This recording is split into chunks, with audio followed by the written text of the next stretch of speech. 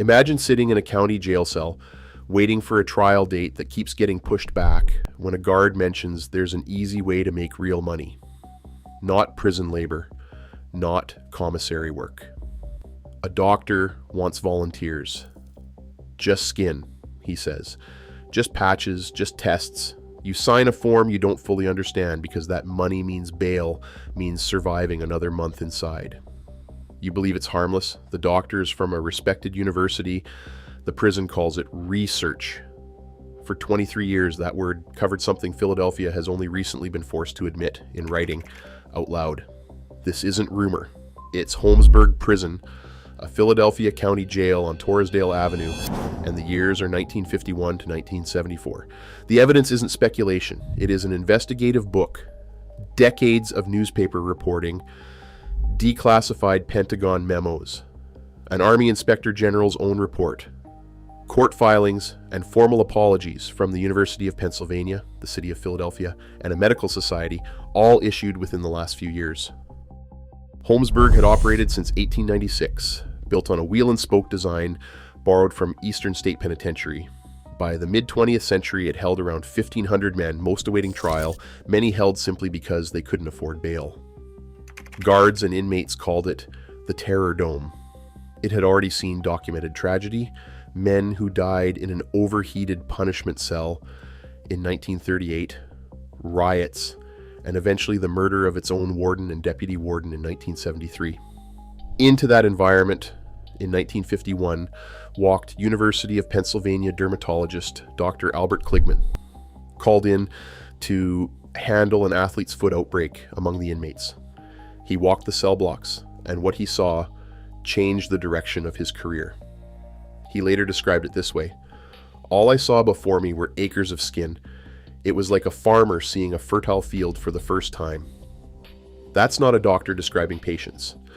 That's a researcher describing raw material. What began as a public health favor became an operation that ran uninterrupted for 23 years. According to Alan Hornblum's investigative book, Acres of Skin, Kligman ran tests for more than 30 companies and government agencies using over 250 chemical compounds: soap, shampoo, foot powder, perfume, and deliberate infections with ringworm, herpes, and staph bacteria, so researchers could study how the body responded and how quickly it healed. A 1964 report in Medical News found that 9 out of 10 Holmesburg inmates were, at some point, research subjects. 9 out of 10 in a county jail never built for that purpose. It was framed as minor, voluntary, dermatological. Consent forms authorized the experiments and released the university and prison from liability, but rarely named the actual substance or what it could do to a body over time. Recruitment wasn't complicated. Word spread through the cell blocks, and inmates already in the program often became informal recruiters themselves, telling newer arrivals which tests paid best. It functioned almost like an underground economy, operating in plain sight of the guards. Why did men agree?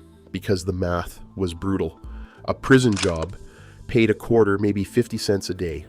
A single test could pay several times that, sometimes far more for the invasive protocols.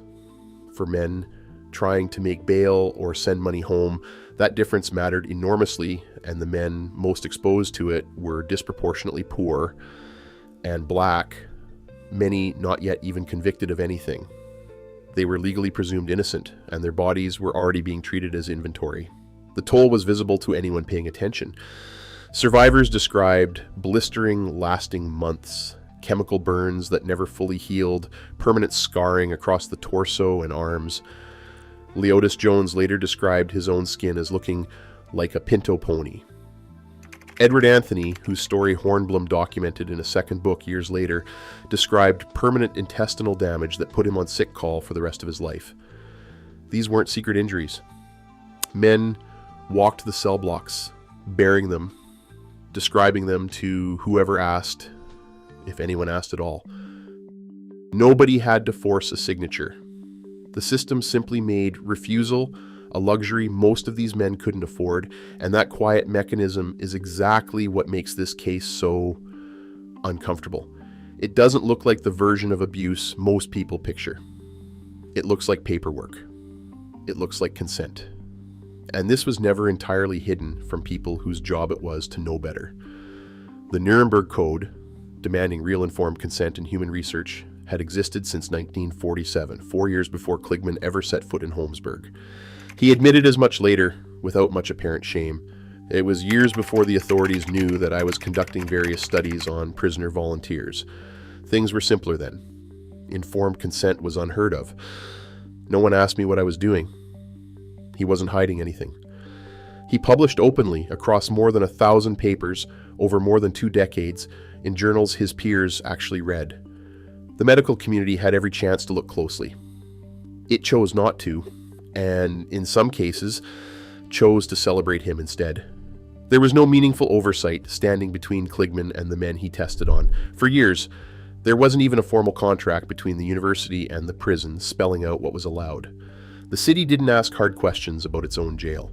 The university didn't audit its own faculty member. Everyone assumed someone else was watching. No one was. By the mid-1960s, the tests shifted. New funders arrived, a major chemical company, the United States Army, the Atomic Energy Commission, which licensed radioactive isotopes for some of his studies. The money grew. So did what was being asked of these men's bodies. A researcher who once compared incarcerated men to a fertile field for skin studies was, within a few years, sitting on contracts that had nothing to do with dermatology at all. Underneath the perfume tests, something far more deliberate was already beginning. The perfume tests were real, but by the mid-1960s, the same prison, the same doctor, and often the same men were involved in something with a fundamentally different purpose. Not testing whether a product was safe, but finding out how much of a chemical it took to break a human body down, or a mind. In 1965, Dow Chemical paid Kligman $10,000 to test dioxin, the same toxic compound later infamous in Agent Orange, on roughly 70 to 75 inmates. Dow had specified a recommended maximum dose. When early results showed nothing dramatic, the doses were pushed higher, then higher, again. By the final rounds, some men reportedly received amounts approaching 500 times what Dow had originally set as an upper limit. That's not a miscalculation. That's deliberate escalation on men who had no idea the dose had changed at all. At the same time, the U.S. Army paid far more than Dow ever had, $386,000 between 1964 and 1968, to test chemical warfare agents on roughly 320 inmates, inside trailers built specifically for that purpose within the prison walls. Purpose-built structures installed inside a county jail. The Army wasn't interested in dermatology. It wanted the Med 50, the minimum dose needed to incapacitate half of any population exposed to it. That's a weapons metric, not a medical one. A 1975 Army Inspector General report confirmed Kligman's own private research company used at least 94 inmates to test agents designed to choke, blister, and induce vomiting. Internal Army correspondence shows an attorney raising doubts about research meant to produce irrational or irresponsible behavior, overruled by a handwritten note calling that precisely the purpose of the study. Someone wrote that down, and the program continued anyway. A narrower thread connects to the CIA, a documented $37,000 transfer in 1971, tied to a program called MKOFF-TE, a sub-project of MKSEA-RCH, which grew out of MKUL-TRA, testing a compound called EA-3167. This detail gets exaggerated constantly, and exaggeration does not make it worse, it makes it less credible. Declassified records suggest the CIA's own directly sponsored human testing under this specific program was extremely limited, reportedly as few as 2 soldiers at a related facility. But the narrower truth almost misses the point. A public county jail was quietly functioning as a rented testing ground for chemical warfare research on men whose forms never told them what they were being given, or why, or whose money was actually behind it. That's the trick at the center of this case. Institutional language sounds careful, volunteer research, informed consent, sitting on top of a reality where a man in a cell understood exactly one thing. He'd get paid, and almost nothing else. The forms protected the university, the prison, the army, eventually the CIA. They did not protect him and were never designed to. The unraveling came from outside pressure the system could no longer politically ignore. In 1972, the Associated Press exposed the Tuskegee syphilis study, revealing decades of black men deliberately left untreated so doctors could observe the disease's progression. The country was forced to reckon publicly with what research had meant for vulnerable populations for far too long. That reckoning created the space for what had been happening at Holmesburg to finally surface. In 1973, Senator Ted Kennedy convened hearings on human experimentation, and Holmesburg inmate Alan Lawson testified directly before the committee that prisoners were trading their bodies for money, calling any claim of voluntary participation a cruel hoax. Sit with that phrase for a second. Philadelphia banned testing at Holmesburg in the 23-year program was over, but ending it and exposing it to the public were two different things, separated by years of silence. It took investigative journalists years of persistent work to pull the documentation into daylight.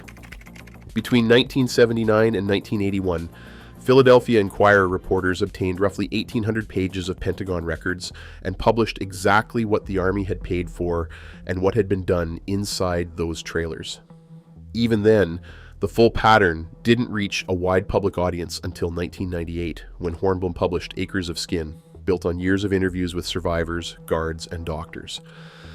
For many survivors, that book was the first time they understood, in complete detail, what had actually been done to their own bodies decades earlier. Some had lived their whole adult lives not fully knowing what they'd been exposed to. Some tried the courts, and the record there is uncomfortable to sit with. Laotis Jones sued the city in 1984 and won $40,000 2 years later, one of the very few survivors who ever received anything at all. But when nearly 300 former inmates sued Penn, Dow, Johnson, and Johnson, Kligman and his research company in 2000, the case was dismissed in 2002. Not because a judge ruled the facts weren't true, but because too many years had passed. The statute of limitations protected every institution named. It protected none of the men who had signed those forms decades earlier. Kligman himself never really paid for any of it, in any sense that mattered. He kept his Penn professorship for the rest of his life. He co-invented Retin-A, patented in 1967, generating roughly $100 million a year in sales for decades, a commercial success built, in part, on research conducted inside that jail. He was still being formally honored by his profession in 2003, receiving a Lifetime Achievement Award even as survivors publicly objected. He died in 2010, wealthy and unrepentant, having once called shutting the program down a big mistake. It took until 2021 for Penn Medicine to apologize and quietly retire the professorship carrying his name, redirecting some funding toward dermatology programs for black physicians and patients. The city of Philadelphia apologized in 2022, its mayor extending a sincere apology for what happened inside a facility the city itself operated. The College of Physicians followed in 2023, apologizing not just for the experiments, but for decades of professional silence, for a scientific community that had every opportunity to ask hard questions and chose comfortable ignorance instead. No financial compensation has ever been paid to survivors, not by the university, not by the companies, not by the city. 3 apologies. $0. What Holmesburg eventually forced into existence, federal rules restricting research on prisoners, institutional review boards, real enforceable standards for informed consent, arrived only after the damage was done, built on the bodies of men the system had already used and discarded. The prison building still stands in Northeast Philadelphia today, largely empty, its cell blocks occasionally rented out for film shoots. A strange afterlife for a place with this history. Adrienne Jones Alston, Leotis Jones's daughter, has said something heavier than any court filing. That her father's own skin helped shape compounds likely still sitting on drugstore shelves today. Not buried in an archive. Not hidden behind a locked door. Just sold quietly, decades later, disconnected from the man who paid for it with his body and was never fairly compensated. So the real question isn't how this stayed hidden for 23 years. It didn't, not really. The documents existed the whole time. The complaints existed. The medical community had eyes on this work through published research the entire time. It was happening year after year, paper after paper. The real question is how many men had to be used, injured, and ignored before anyone with real power decided that an apology, nearly 50 years too late with not a single dollar attached, was ever going to be enough.